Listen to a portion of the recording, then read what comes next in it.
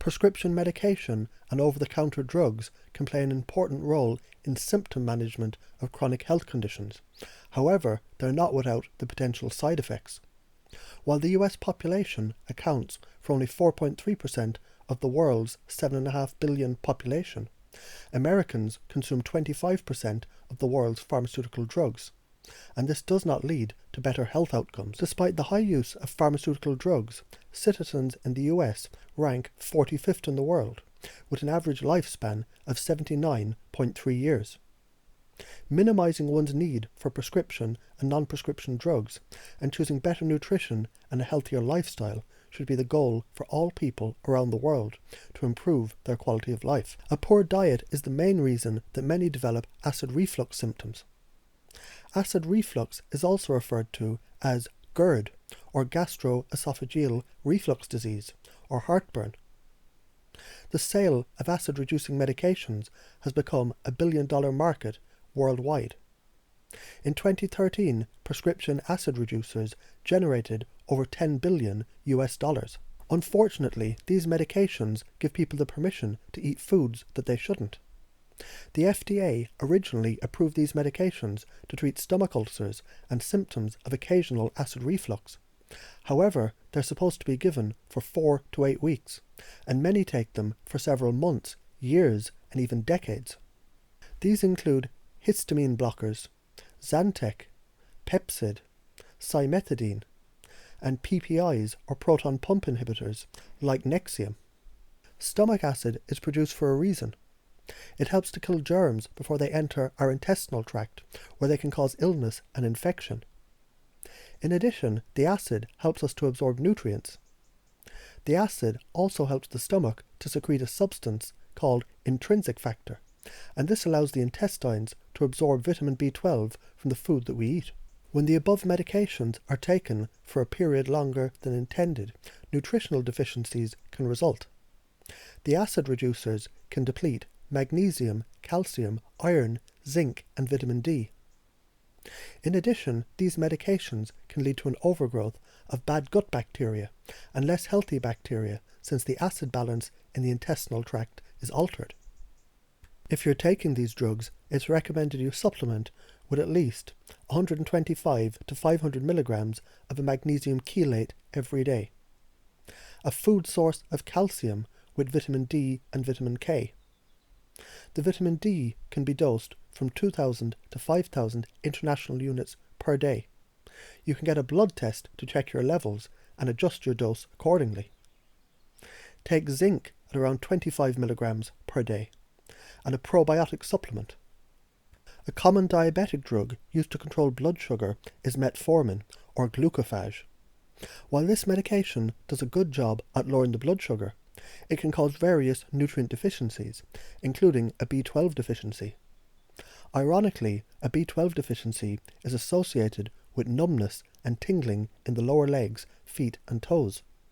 And this is something doctors call peripheral neuropathy, or diabetic neuropathy. It's important to realize that diabetes and elevated blood sugar can also cause neuropathy symptoms. If you're on metformin, you should ask a doctor to measure your B12 levels. But be aware, the blood test can give a false reading, especially if you're eating foods fortified in folate. Most labs report the B12 levels between 200 picograms per milliliter and 1,100 picograms per milliliter being the normal range. But many integrative medicine doctors and neurologists now recommend blood levels of 500 picograms per milliliter to optimize nerve and brain health. As these drugs deplete vitamin B12, B6, and coenzyme Q10, it's recommended you supplement with B12, starting at 1,000 micrograms per day, going up to 5,000 micrograms per day, in the form of methylcobalamin. Vitamin B6 at 25 to 100 milligrams per day, and coenzyme Q10 in the form of ubiquinol, starting at 100 milligrams per day, going up to possibly 200 to 300 milligrams per day. Sales of prescription cholesterol-lowering drugs like Zocor and Lipitor are a billion-dollar industry, even though high cholesterol by itself does not cause heart attacks or strokes, but it is a strong risk factor. 50% of people who have heart attacks have normal cholesterol. The use of cholesterol-lowering drugs can cause the body to produce less coenzyme Q10, a nutrient that's critical for the cell's mitochondria, or the cell's power generator.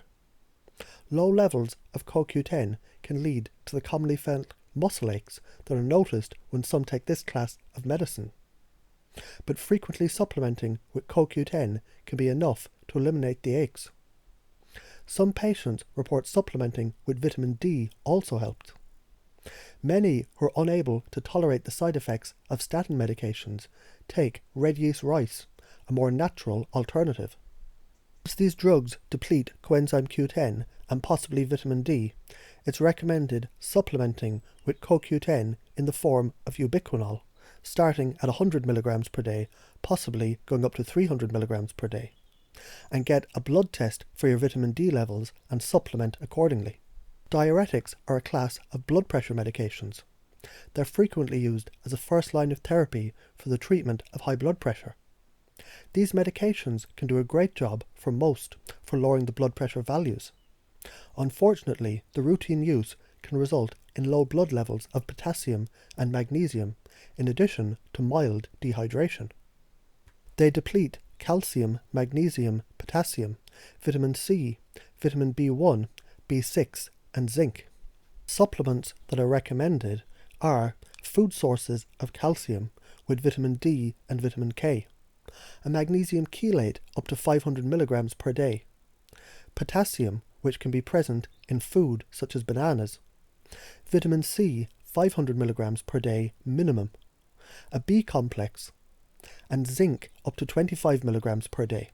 Low levels of potassium and magnesium can cause muscle cramps and in some cases an irregular heartbeat. If you're taking these blood pressure medications, you should routinely monitor your electrolyte levels and adequately replace any nutrients lost. Consider asking your healthcare provider if an alternative blood pressure medication should be considered. Some studies show coenzyme Q10 and hawthorn berry can help to lower blood pressure. Low levels of vitamin C can result in easy bruising, while low levels of zinc can weaken the immune system.